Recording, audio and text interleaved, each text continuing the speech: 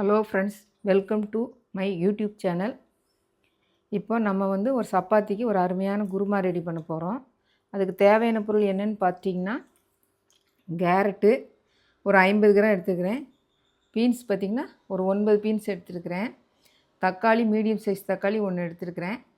வெள்ளை பட்டாணி பார்த்திங்கன்னா ஒரு 75 கிராம் எடுத்து நைட்டு ஊற வச்சு இப்போ காலையில் வேக வச்சுருக்கிறேன். 2 விசில் மட்டும் விட்டுருக்கிறேன். முந்திரி ஒரு 10 எடுத்துருக்கிறேன். அப்புறம் கொஞ்சோண்டு பிரியாணி தூள் எடுத்துருக்கிறேன். ஒரு 75 கிராம் அந்த மாதிரி ஒரு சைஸில் ஒரு உருளைக்கிழங்கு எடுத்துருக்கிறேன். அப்புறம் வெள்ளைப்பூண்டு 4 எடுத்துருக்கிறேன், கொட்டி வச்சுருக்கிறேன். இஞ்சி அதில் பாதி எடுத்து வச்சுருக்கிறேன். இப்போ வாங்க நம்ம வீடியோக்குள்ளே போகலாம். அப்புறம் எல்லோரும் என்னோடய வீடியோ நல்லா பார்க்குறீங்க, நான் ரொம்ப சந்தோஷமாக இருக்குது. ரொம்ப பேர் பார்க்குறீங்க, உங்கள் எல்லாருக்கும் ரொம்ப நன்றி. அப்புறம் எல்லோரும் சப்ஸ்கிரைப் பண்ணுங்கள், லைக் பண்ணுங்கள். நீங்கள் லைக் பண்ணும்போது மற்றவங்க பார்க்குறதுக்கு நல்ல ஒரு இதாக இருக்கும். அதே மாதிரி உங்கள் ஃப்ரெண்ட்ஸுக்கெலாம் ஷேர் பண்ணுங்கள். அப்புறம் முக்கியமாக பெல் பட்டனை கிளிக் பண்ணி வைங்க. நீங்கள் கிளிக் பண்ணிங்கன்னா நான் போடுற வீடியோ உங்களுக்கு டெய்லியும் வரும். வாங்க இப்போ வீடியோக்குள்ளே போகலாம்.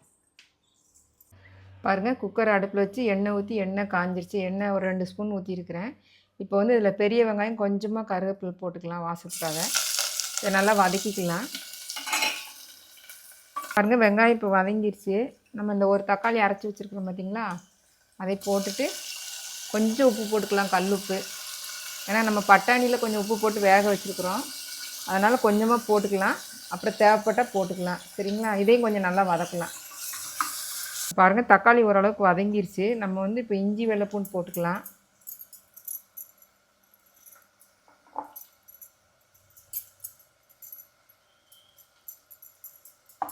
இதை போட்டு ஒரு நிமிஷம் அப்படியே வதக்கலாம்.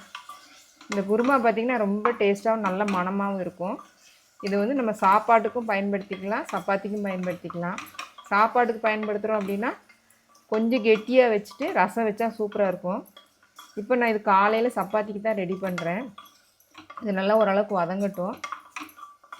அப்புறம் கொஞ்சமாக நம்ம பிரியாணி பவுடர் எடுத்து வச்சுருக்கிறோம் பார்த்திங்களா, ரொம்ப கம்மியாக தான் எடுத்து வச்சுருக்கிறேன். அதை போட்டுக்கலாம். போட்டு அதே வதக்கலாம். அடுப்பு பார்த்திங்கன்னா நான் சின்ன அடுப்பில் சிம்மில் தான் வச்சுருக்கிறேன். இந்த குட்டி குக்கரில் தான் நான் செய்கிறேன். இந்த குட்டி குக்கரில் தான் பட்டாணி வேக வச்சேன்.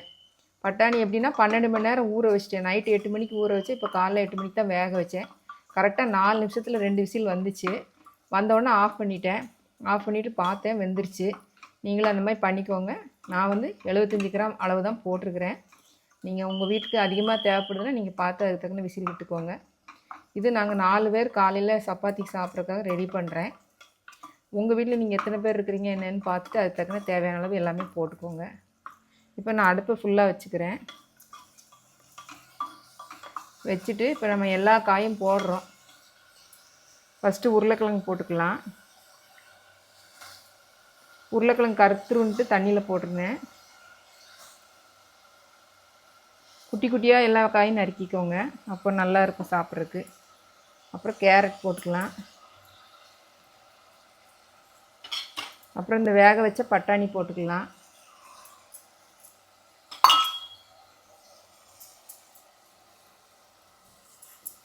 லைட்டாக கிண்டி விட்டுக்கலாம்.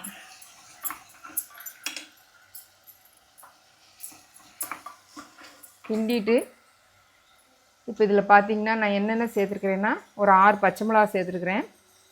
கொஞ்சம் சீரகம், பச்சை சீரகம் சேர்த்துருக்குறேன். அப்புறம் பார்த்திங்கன்னா சின்ன வெங்காயம் ஒரு 10 வெங்காயம் சேர்த்து நல்லா மையாக அரைச்சிருக்கிறேன். இதையும் நம்ம இதோட சேர்த்துக்கலாம். நல்லா வதக்கிக்கலாம். அந்த எல்லாம் போட்டு இப்போ வதக்கிட்டு நம்ம என்ன பண்ணுறோம் அப்படின்னா ஒரு 50 ml தண்ணி ஊற்றினா போதும். அதை ஊற்றிட்டு குக்கர் மூடி போட்டுடலாம். பாருங்கள், ஒரு 50 ml அளவு தண்ணி ஊற்றுறேன்.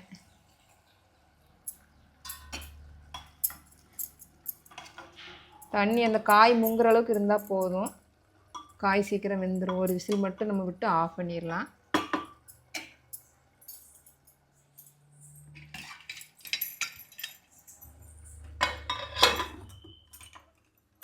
ஆவி வந்தோடனே விசில் போடுங்க.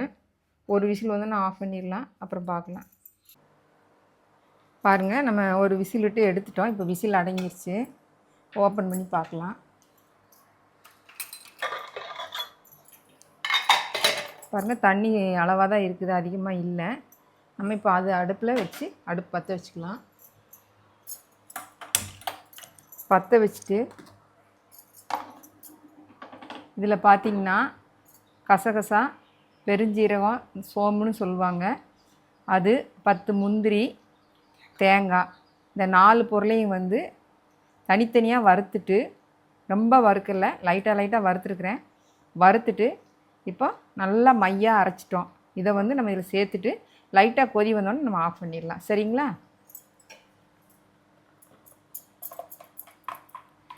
இந்த தேங்காய் இதுதான் நமக்கு நல்ல ஒரு குளுகுளுப்பான தன்மையை கொடுக்கும். அதனால தான் இதெல்லாம் சேர்த்துருக்குறோம். நம்ம லைட்டாக வறுத்ததுனால பச்சை வாசம் அதிகமாக அடிக்காது தேங்காயிலையும் எந்த பொருளையும். அதனால் நம்ம அப்படி லைட்டாக கொதித்தோடனே நம்ம ஆஃப் பண்ணிடலாம்.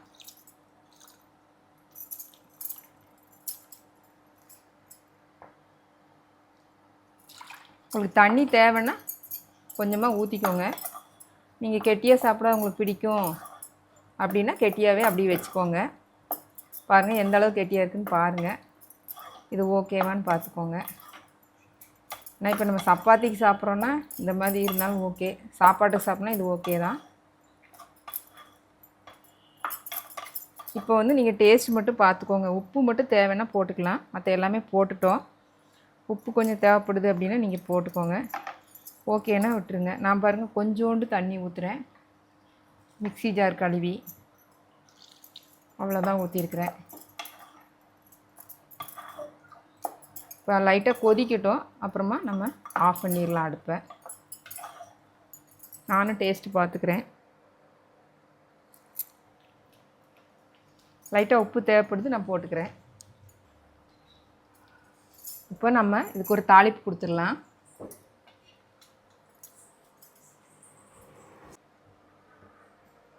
பாருங்கள் இப்போ இந்த குருமா கொதிச்சிருச்சு. நம்ம இதை ஆஃப் பண்ணிவிட்டு கொஞ்சமாக மல்லித்தழை மட்டும் போட்டுக்கலாம்.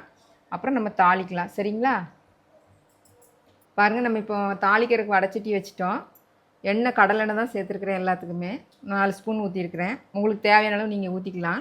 இப்போ இதில் பார்த்தீங்கன்னா பிரியாணி இலை, ஜாதிபத்திரி கொஞ்சம் எடுத்துருக்கிறேன், பட்டை கொஞ்சம் எடுத்துருக்கிறேன், இந்த அன்னாச்சி பூ 2 எடுத்துக்கிறேன், ஏலக்காய் 2 எடுத்துருக்கிறேன், அப்புறம் கிராம்பு ஒரு 3 எடுத்துருக்கிறேன். இப்போ நம்ம எண்ணெயில் போடலாம். எண்ணெய் காஞ்சிருச்சான்னு பார்க்கலாம். எண்ணெய் காஞ்சிருச்சு. அப்புறம் நம்ம இதையும் போட்டுக்கலாம்.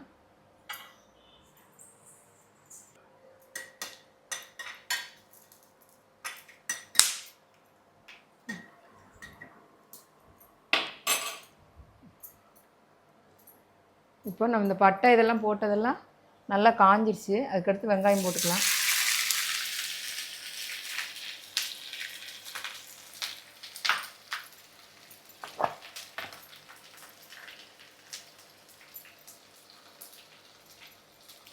கருவேப்பிலை போட்டுக்கலாம்.